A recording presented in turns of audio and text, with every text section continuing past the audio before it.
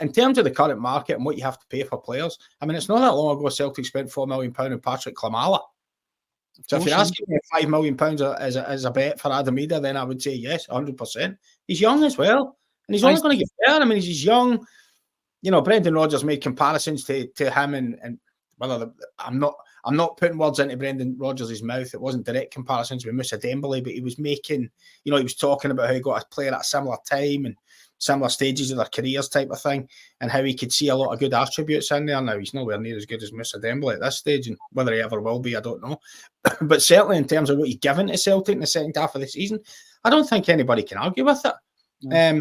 You know, and everybody says you get judged in the big games. Well, what did he have at Ibrox? 25 minutes, and he scored an absolutely massive goal, which really and truly should have been a winner if Celtic had done their job properly at the other end. So, what more can you do? I would say.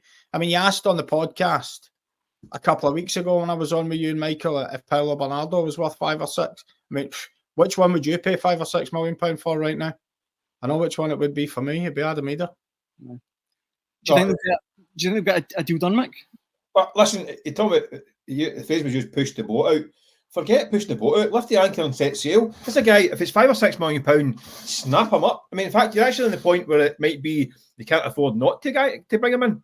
No. It's a guy who's 23, he's done the business, he knows he can handle it, he can play in that setup.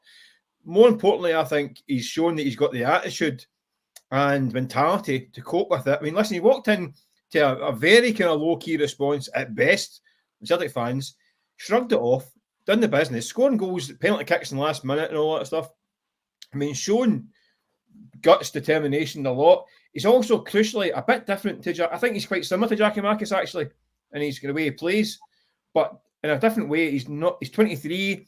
He's not a guy he doesn't seem to be a guy that throws his toys at the pram if he's not starting.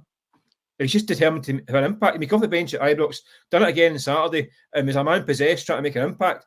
Mm-hmm. That's the kind of attitude that you want around it. People might say, listen, £6 million might be a bit rich for a guy who's not guaranteed to start. But we know the Celtic in the transfer market in the last 18 months or so, they've been a bit dithery, a bit kind of doddery times, waiting and waiting and not pulling the deals off. It's a guy right under their nose who's proven he can perform. Mm-hmm.